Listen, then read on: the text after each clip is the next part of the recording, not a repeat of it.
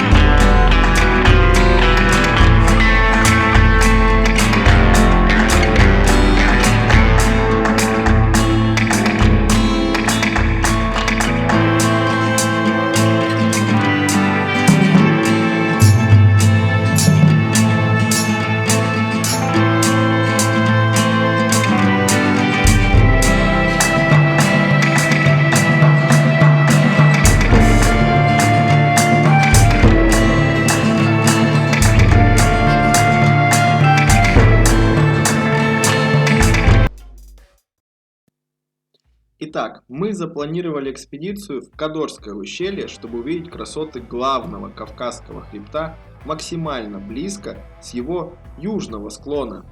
От деревни Чхалта, где нас приютили с настоящим кавказским гостеприимством, расстояние напрямую, если открыть карты, до Домбая всего 20 километров.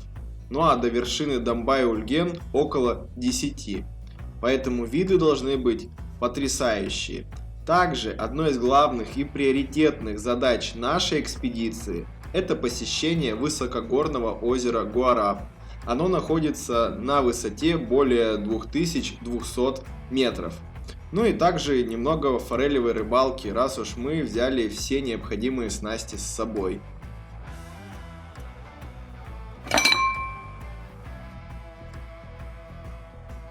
И именно поэтому эти места настолько заповедные и желанные у многих путешественников. В советское время, по рассказам местных жителей, из Сухума до Аджары или Чхалты можно было доехать на обычном легковом автомобиле по нормальной асфальтированной дороге за 3-4 часа. Но те времена канули в лету, и сейчас добраться сюда – это целое испытание, как для пассажиров, так и для техники. Дорога занимает более 8 часов. После развала Союза и последовавших войн на этих территориях сейчас за дорогой следят только военные, части которых располагаются в Кадорском ущелье. Ну и соответственно ездить здесь может только техника, которая схожа с военной. УАЗик, Land Cruiser, Patrol – самые популярные здесь внедорожники. Дело в том, что дорога идет по горной местности, по старой военно-сухумской дороге, а дальше тропами можно дойти как в Россию, так и в Грузию. Тут протекает огромное количество рек и ручьев, происходят постоянные оползни и сели, почва глинистая. А во время дождей сюда лучше вообще не попадать, вне зависимости от проходимости твоего внедорожника, о чем напоминает груды металла где-то на дне обрывов. Начинается наш путь в столице Республики Абхазии, городе Сухум. Расстояние до села Чхалта около 100 километров. Время в пути вы уже знаете. Примерно на половине этого расстояния находится пограничное КПП. Оно располагается после Багатских скал и перед туннелем в скале. Дальше можно ехать только имея специальный пропуск. Обычно все туристические экскурсии и маршруты здесь заканчиваются. так как дальше места являются приграничными и военно значимыми. Пропуск дают не всегда и не всем, и его нужно делать заранее. Ну и, конечно, чем дальше продвигаешься вглубь ущелья, тем живописнее становятся виды, ближе становятся горы, и воздух становится пьянящим. И никакие фото или видео не могут передать всю эту красоту и праздник первозданной природы почти без вмешательства человека. Ну а ближе к вечеру мы добрались до Чхалты. Несколько дней до этого шли очень сильные грозы, и вода в речках была очень мутная. Поэтому мы устроили отдых и подготовку к следующему дню. Добрались мы до нашего места назначения. Это деревня Чхалта. Здесь у нас будет ночлег, стоянка. И отсюда мы уже будем двигаться по местным красотам и достопримечательностям. Дорога была совсем нелегкая. Здесь также раньше очень много семей проживало, но сейчас здесь постоянно находится в районе 5 дворов, которые, где живут люди. Мы находимся на месте слияния двух речек. Вот здесь вот протекает река Чхалта, в честь чего и назван этот поселок. А там далее как раз самая большая река на территории Абхазии — это Кадор. Все горные речки соединяются, стекают с Кавказских гор и образуют эту огромную полноводную речку. Сейчас прошли дожди, обильные ливни, и поэтому цвет воды немного грязный, серый. Если нам повезет и постоит хорошая погода, хотя бы пару дней, вода станет кристально чистой и очень красивого бирюзового цвета. Ну что, поехали дальше? Гуляя по деревне, обязательно здесь можно встретить домашних животных. Это хрюшки, коровки, потому что люди, кто здесь проживает, все в основном занимаются сельским хозяйством, чтобы хоть как-то не зависеть от цивилизации. Потому что магазинов здесь нету, ларьков, супермаркетов, соответственно, тоже. Люди занимаются пчеловодством, добывают мед, делают мацони, сыр. Сами готовят мясо, добывают рыбу, ходят на охоту. В общем, живут независимо от благ цивилизации.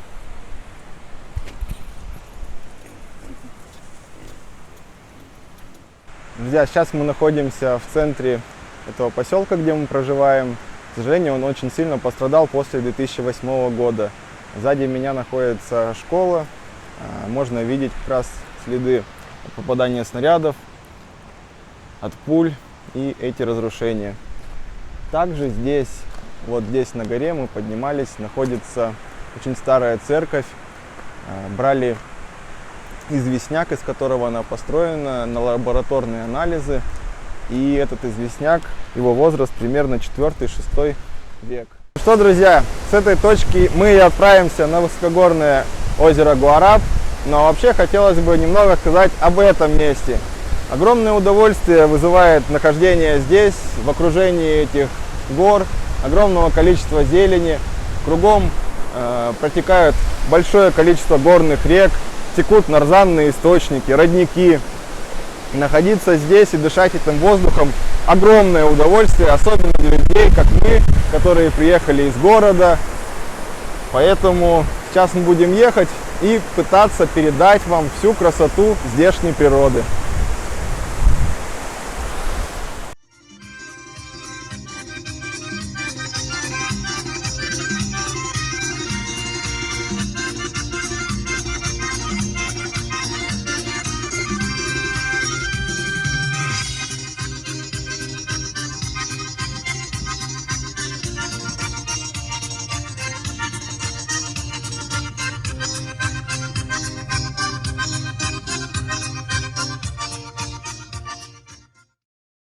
Проснувшись на следующее утро, вдохнув полной грудью этого чудесного горного воздуха, попробовав вкуснейший в моей жизни мед, который хозяин дома, где остановились, сам добывает, точнее у него своя пасека.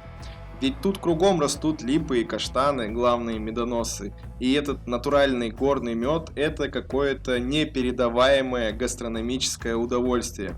После этого мы, не торопясь, прогулялись по деревне, поснимали видео, пообщались с местным жителем.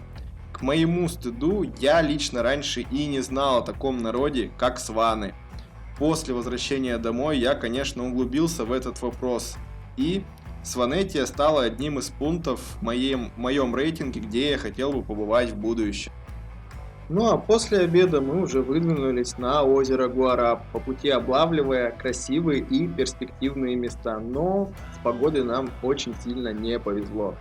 Как по рыбалке, так как вода была очень большая и мутная, так и с видами, к сожалению. На вершинах гор был очень сильный туман все эти дни, плюс испарение.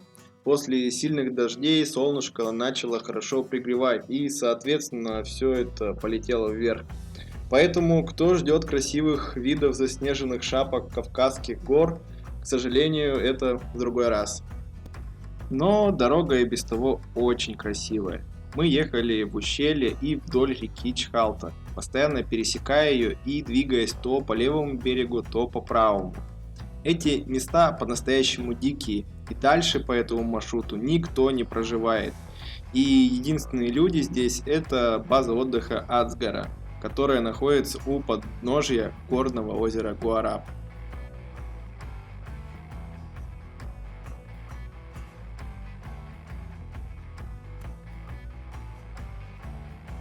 Отдельно в этом видео хотелось бы поблагодарить двух молодых людей. Сейчас, кстати, вы их видите на своем экране. Это Баграт и Тазо. Они были нашими проводниками в этот удивительный мир. Баграт вез нас на своем комфортном внедорожнике, а Тазо местный житель. Он живет здесь и знает каждую речку, гору, да он знает все об этих чудесных местах. Знаю, что они смотрят это видео, поэтому передаю им пламенный привет и жду скорейшей встречи. Ну и вот такой неспешной дороги нас ожидало около 3 часов. Мы останавливались в живописных местах, ходили на нарзанные источники, чтобы утолить жажду и оздоровиться, любовались сногсшибательными видами, иногда даже мочили блесны. Пересекали реки и ручьи и, наконец, добрались до базы отдыха Ацгара. Отсюда дорога начинает значительно меняться. Нам уже не нужно ехать вдоль реки Чхалта. Нам нужно карабкаться вверх, в горы. План был доехать сколько возможно на машине, ну а дальше уже идти пешком. Если открыть наши любимые карты, то напрямую расстояние снизу до озера всего 4 километра. Но напрямую в горы, как известно, не ходят. Да и набор высоты очень приличный выходит. Внизу высота над уровнем моря примерно 1100 метров, а озеро на высоте более 2200. Уже было понимание, что придется позаниматься физкультурой.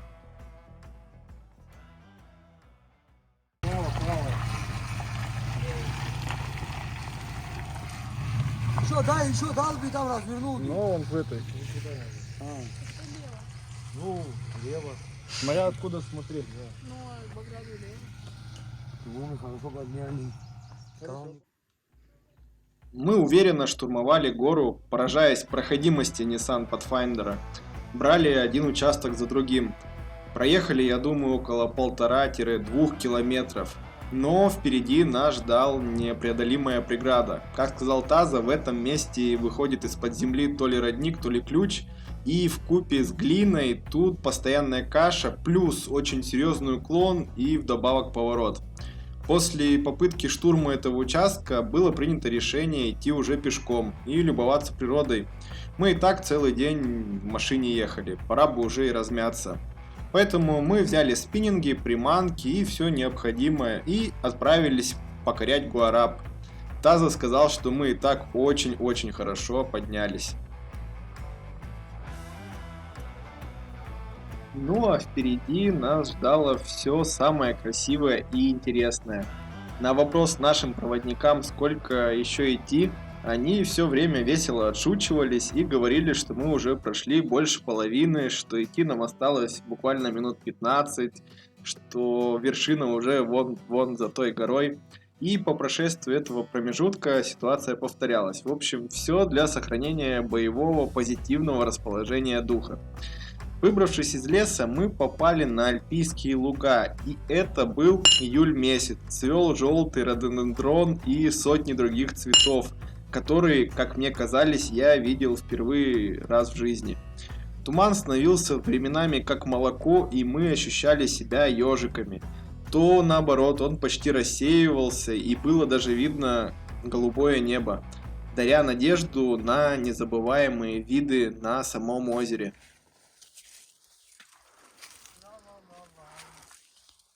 Такая красота, друзья. Вот они, альпийские луга. Идем рыбачить на озеро Гуараб. А полянку нам красивую какую-нибудь. А мы где? Мы в великолепном месте. Куда Чтобы красивее-то? Озеро еще рядом было видно. Дойдем. Тогда терпи. Терпение и труд, наверное, перетрут наши ноги. Это просто сказка. Вот туда, друзья, на самый верх мы идем. Там озеро. Здесь такая красота. Виды просто потрясающие. На камере, конечно, не передать всей красоты.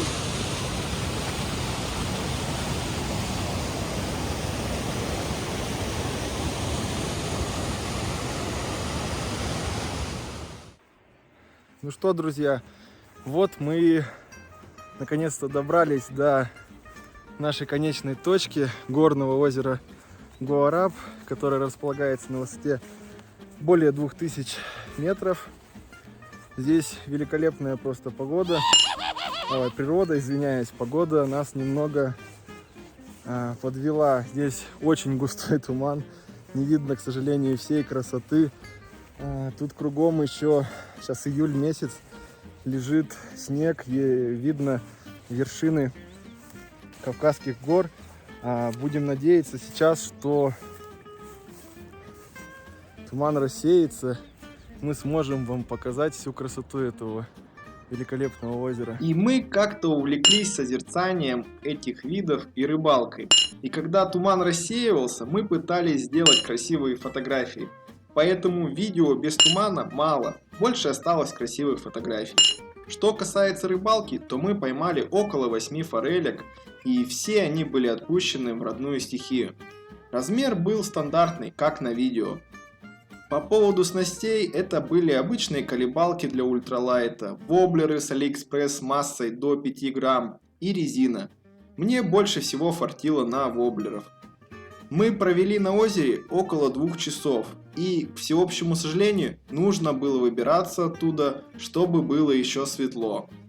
Плюс дорога на машине, тоже не близкий путь предстоял нам до места нашей стоянки. То немногое, что умели снять на видео, сейчас будет на вашем экране.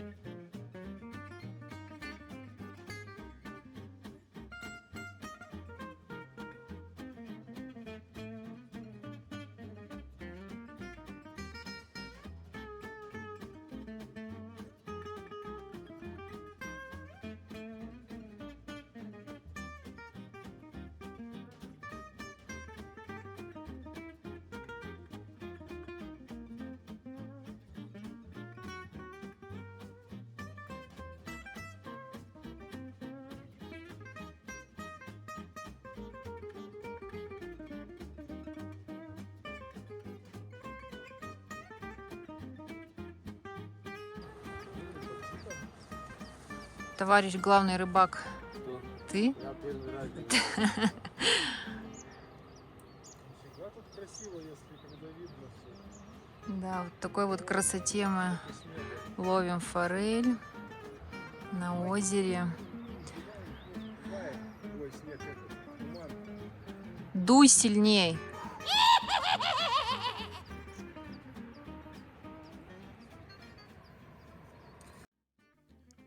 Вот так прошел наш первый полноценный день в Кадорском ущелье. Море эмоций, позитивных историй и воспоминаний. Уставшие, но крайне довольные, мы добрались до лагеря, устроили кавказское застолье и после этого отправились восполнять силы для следующего дня, на который, кстати, у нас были большие планы. Проснувшись, сделав все дела, мы отправились в еще одно очень интересное и живописное место. Называется оно Южный приют. Это место остановки на туристическом маршруте номер 43, который действовал во времена Советского Союза. Он шел из Теберды, что рядом с Домбаем, из Карачаево-Черкесии до Сухума, через Клухорский перевал и Ганачхирское ущелье с ночевкой на северном и южных приютах. Сейчас этого маршрута нет по понятным причинам, хотя я находил информацию в интернете, что в 2016 году его хотели заново запустить. Кстати, на Google картах, что были в видео, никакого озера еще нет. Оно образовалось примерно 5 лет назад в результате сильного обвала горной породы хребта, который расположен с восточной стороны, благодаря чему и образовалась естественная запруда, на которой мы и рыбачили. И тут нужно сказать об удачном расположении места, где мы проживали, о поселке Чхалта. Он находится примерно посередине между озером Гуараб и Южным приютом. Поэтому отсюда удобно ездить на эти две локации. Дорога занимает очень много времени, около 4-5 часов. И если жить на базе отдыха Ацгара, то чтобы съездить на Южный приют, только на дорогу туда и обратно нужно закладывать весь световой день. Плюс в Чхалте находится слияние двух рек, это Чхалта и Кадор. И нам удавалось поймать несколько форелей в безумно мутной и быстрой воде. В нормальных условиях рыбалка в пешей доступности тоже должна быть хорошей. В этот день погода была точно такая же, как и в предыдущий, поэтому густая шапка тумана на вершинах гор, из-за которой не видно их в полный рост. На подъезде к месту назначения нас встретил величественный водопад, который берет свои истоки в ледниках, которые сейчас, к сожалению, скрыты от наших глаз. Тут же проходит линия электропередач. Таза рассказал нам, что она идет от Ингур-ГЭС в Карачаево-Черкесию, и в зависимости от времени года и потребностей эта линия работает в обе стороны, то есть когда-то Грузия покупает электричество, а когда Россия. По пути на нашем боевом УАЗике постоянно плохо включались передачи, и уже на подъезде к месту коробка передач попрощалась с нами, категорически отказавшись работать. После совещания было принято идти до места рыбалки пешком, благо оставалось около 1,5 километров. И уже по пути мы встретили машину с ребятами, которые обслуживали эту самую линию электропередач. Они занимались спилом веток. Таза попросил помощи у них, и они без какого-либо колебания согласились взять нас на трос, после того, как закончат свои работы. Вообще отказать человеку в помощи в горах, представить такое просто невозможно, потому что подчас это может быть вопросом жизни и смерти. Да и простая человеческая доброта и взаимовыручка должна быть в каждом из нас. В любом случае, огромное спасибо вам, парни. Единственный минус, что мы стали очень ограничены по времени в рыбной ловле, около часу-1,5. Ну что, ребята, мы приехали еще на одно очень красивое озеро, на рыбалку. Наши рыбаки уже все в деле. Смотрите, какая здесь красота. Рыбачим мы на озере. А здесь у нас горные реки. Кавказские горы. К сожалению, сейчас густой туман. Пики не видно. Но место потрясающее.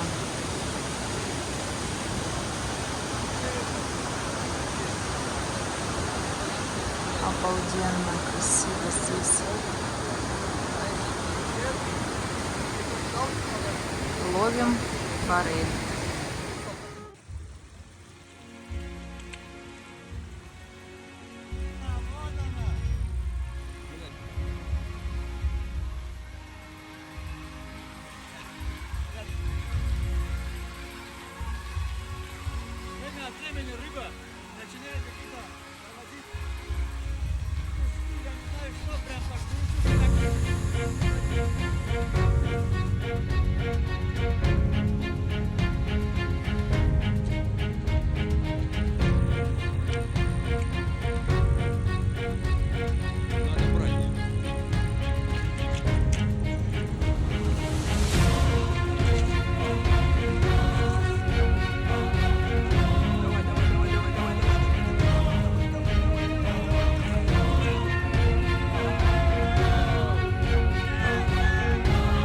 Нет, это видео не из этой рыбалки, как можно догадаться по цвету воды и ее уровню.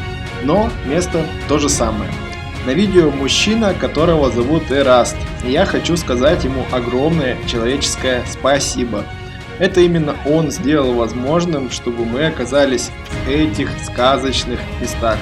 Спасибо тебе большое, Эраст. Ну а мы, несолоно хлебавшие, отправились в сторону лагеря. Как всегда, устроили кавказское застолье, а после него, к сожалению, нужно было отправляться в дорогу по направлению к дому. Наш мини-отпуск подходил к своему логическому финалу. Но Кадорское ущелье навсегда врезалось в память душевными, гостеприимными людьми, нетронутой, дикой и сильной природой. Это место, куда хочется вернуться и вдохнуть этот горный воздух полной грудью. Всем спасибо за просмотр этого ролика, большая просьба поставить лайк, подписаться и оставить комментарий, если это видео вам понравилось. Ну а если бы вы хотели побывать в этих местах, то в описании есть все наши контакты. Всем до новых встреч!